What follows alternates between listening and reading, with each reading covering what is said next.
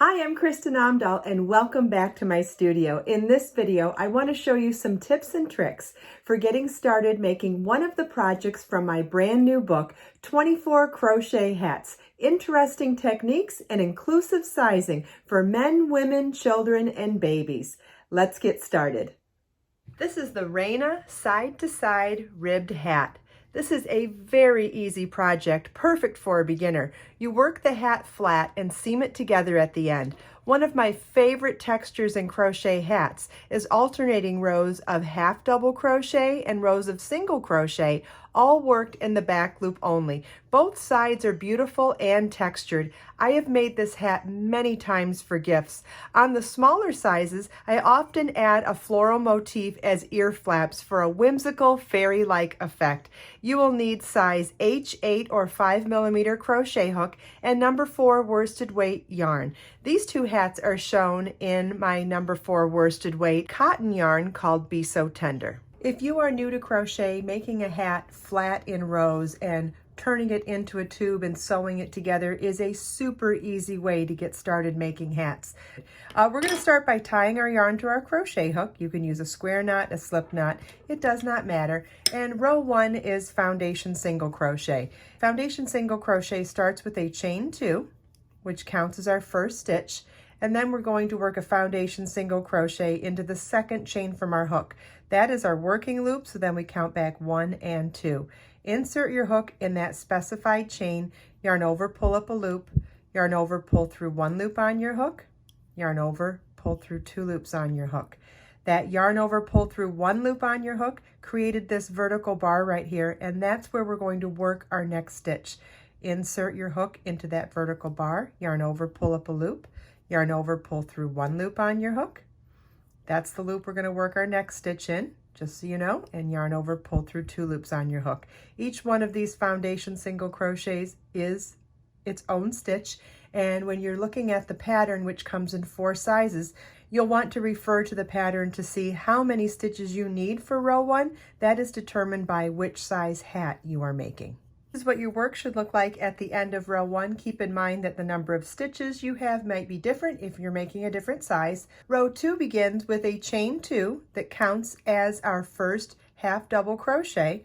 So you're going to turn your work now, and that chain 2 counts as your first stitch, so we're going to skip the first stitch. But let's recognize what's what here. We have our working loop on our working loop on our hook, then we have the chain 1, chain 2. Here's the first stitch from the previous row. We're skipping that one because the chain 2 counts as our first stitch, so this is our next stitch. Now we're going to work a half double crochet into this stitch through the back loop only, so it's yarn over your hook, insert your hook into the back loop only of that next stitch, yarn over, pull up a loop, and yarn over, pull through all 3 loops on your hook. I'll show you half double crochet again. Yarn over, insert your hook through the back loop only of the next stitch, yarn over, pull up a loop, yarn over, pull through all 3 loops on your hook. You want to work half double crochet through the back loop only in each stitch across. This is what your work should look like at the end of row 2. Row 3 is a chain 1, turn our work. That chain 1 doesn't count as a stitch this time.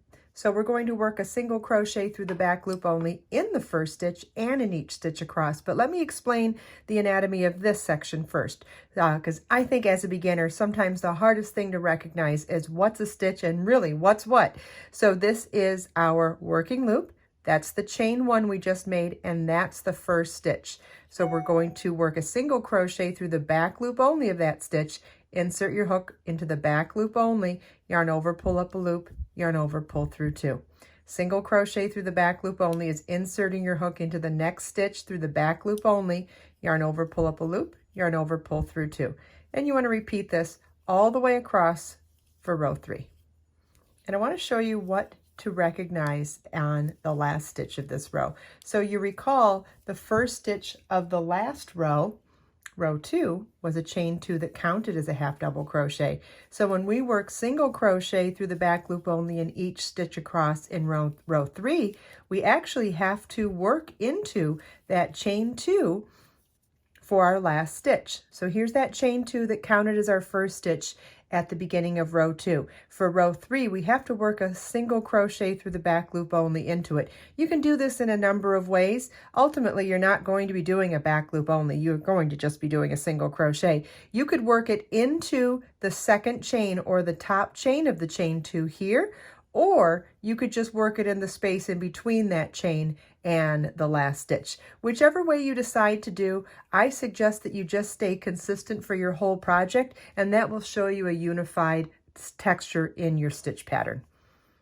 You want to repeat rows 2 and 3 for whichever size you are making for this hat. Obviously, this isn't a whole hat. I've done a reduced size sample for showing you how to do this tutorial. But next I want to show you how we do the sewing. I told you it was easy, and now I want to show you how easy it is.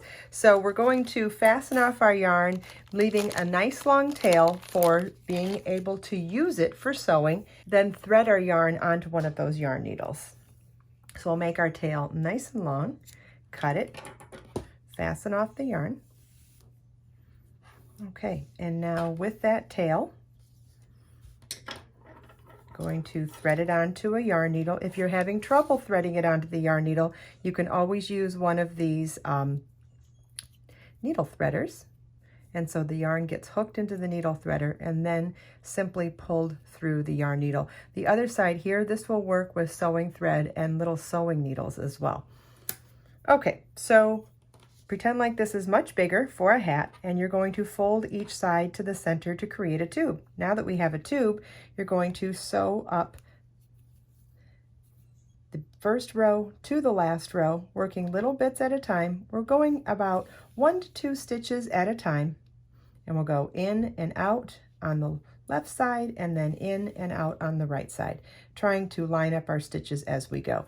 If you think that you're having trouble keeping pace so that you're working the same distance here and the same distance here, what you don't want to see is that you get to the top and this side is much longer than the other. You want to make sure that you're pacing yourself with both of them at the same time. And one way you can do that is with split ring stitch markers. And I'll pull some out here to show you what you can do to make sure that you stay on pace for both sides. And that is, when you make sure that the tops and the bottoms are the same distance, you could actually mark both rows in a couple of places up the seam to make sure that you're still on point for the whole row. And so we'll go in and out on the left and then in and out on the right. And we're just going to repeat this all the way across. It is okay if you end up getting off balance here. Anytime you need to unravel these stitches, it is not difficult to do. You're simply going to spread your work out and you'll end up, and then you'll be able to easily see that sewing thread so that you can unravel back to whichever point you need to redo some stitches. It's okay. Make sure you follow the link in the video description to get the pattern that comes with all of the sizes to make many adult sizes and children's sizes of this hat, and to get the instructions for making the optional flower ear flaps and the tie. This hat's available in 24 Crochet Hats Book or available as a single pattern download. You can get information on all of that and Be So Tender yarn and all of the tools that I used today as well in the video description.